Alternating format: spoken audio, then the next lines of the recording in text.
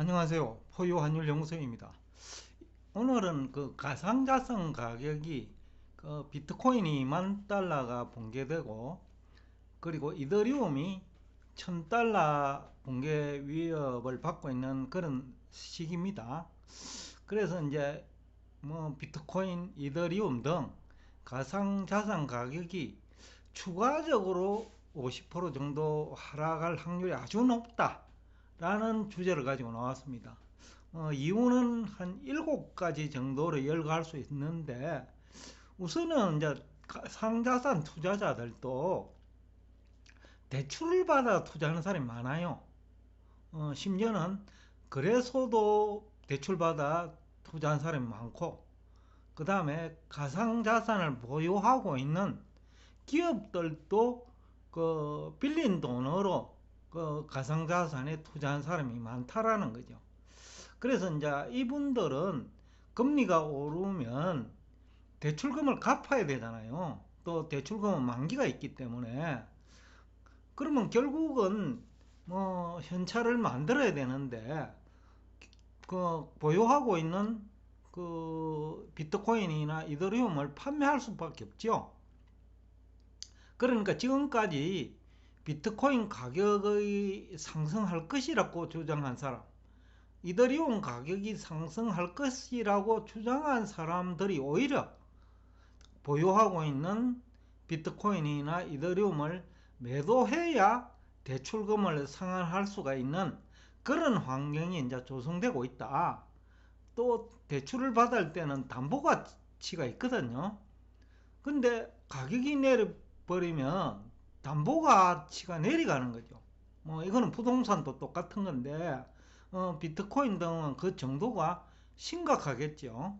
얼마까지 하락할지 모르니까 일반 부동산 담보대출이 부동산 시가의 70% 대출한다면, 이것은 50% 대출도 뭐 어려울 것 아니냐라는 것이 이제 포유환율연구소 입장이거든요.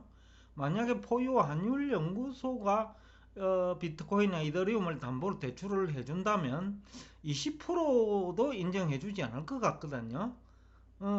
비슷한 생각을 할 거예요. 돈을 가진 사람 입장에서는.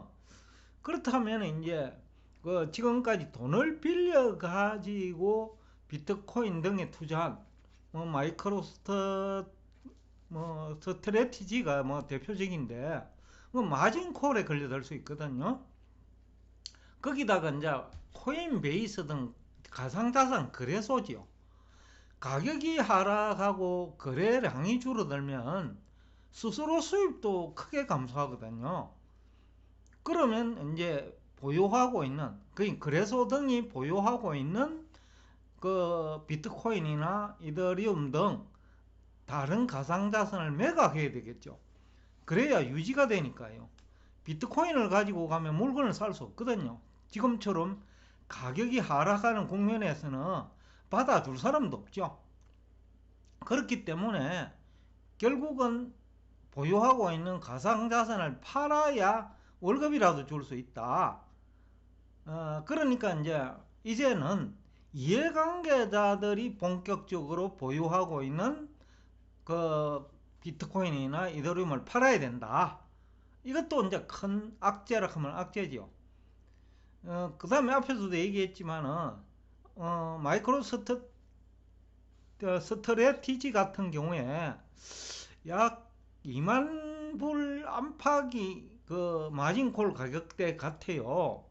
지금도 1조 원 정도, 그러니까 10억 달러 정도 터졌는데, 앞으로 가격이 하락하면 또 10억 달러 정도 손해가 나면 어쩔 수 없이 보유하고 있는 비트코인 등을 팔아야 되겠죠. 그래야 종업원 유지도 가능하고, 또 은행 담보 부족 사태도 해결된다는 거죠.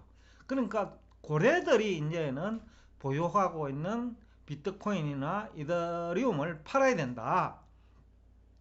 그러니까 이제 이것이 뭐 악재라고 하면 대형 악재죠. 이제는 사줄 사람이 없죠.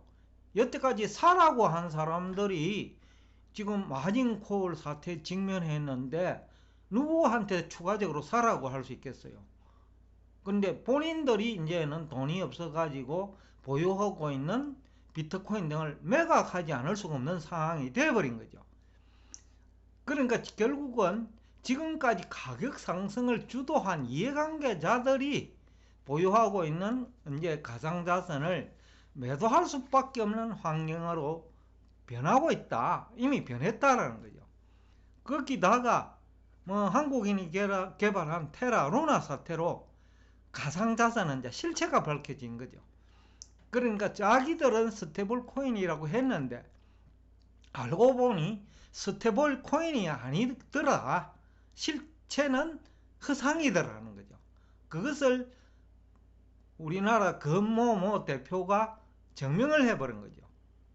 가상자산은 스테이블 코인이 있을 수 없다라는 걸 증명을 했고, 또 실제로 미국 달러에 연동되어 있는 스테이블 코인, 그런 코인도 결국은 그 돈을 회사채나 또 CP나 다른 코인에 운용한다면 그것도 역시 스테이블 코인이 될 수가 없는 거죠.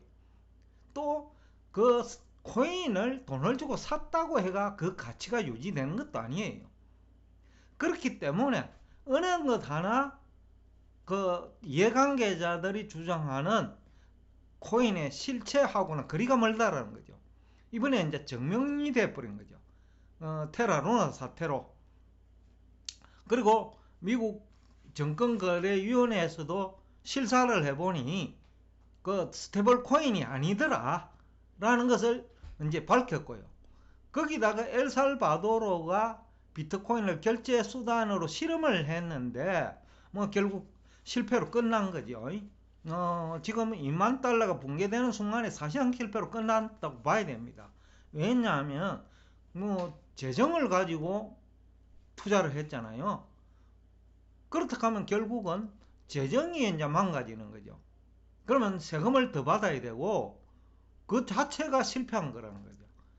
그 다음에 뭐 포요 환율연구소 가장 강조하는 부분인데 화폐가 될 수 없다라는 것이 이제 뒤늦게 알게 됐다는 거죠. 왜냐하면 중앙은행이 개발하는 그 가상 자산이죠. 일종의 그 가상 화폐죠.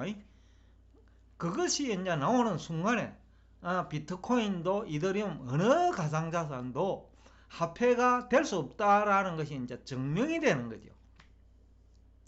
그리고 그렇다 하면 이제 적정 가격한 수준도 알 수도 없지만 지금까지도 그랬지만 그나마 화폐가 될 수 있다고 하면서 비트코인은 채굴 수량이 작으니까 그 가치가 있다고 주장한 그 주장마저도 근거를 잃어버렸다는 거죠. 그러니까 그 비트코인이든 이더리움이든 이제는 어떠한 논리도 그 시장 참여자들한테 설득력을 얻을 수 없다라는 것이 가장 큰 문제지요. 그러다 하면 적정한 가격 수준을 알 수도 없지만 그리고 비트코인이든 이더리움이든 지금 뭐 1900만원 2000만원 하는 것도 과연 가격이 100만원이 적당한지 100만원 이하가 적당한지 근거가 없다라는 거죠. 화폐가 될 수 있을 때는 그나마 기존 화폐보다 수량이 작기 때문에 그럴듯하게 그 포장이라도 가능하지만 지금은 포장 자체가 안 된다라는 거죠. 그래서 이제는 100만원이 적당한지도 모른다. 그 이하가 적당한지도 모른다라는 거죠. 그렇기 때문에 그 지금의 가격을 뒷받침할 수 있는 근거가 전혀 없다. 이것이 가장 큰 어떻게 보면 가격이 추가적으로 50% 정도 하락할 수 있는 대형 악재다 라는 얘기를 하면서 오늘 여러분과 대화를 여기서 끝내겠습니다.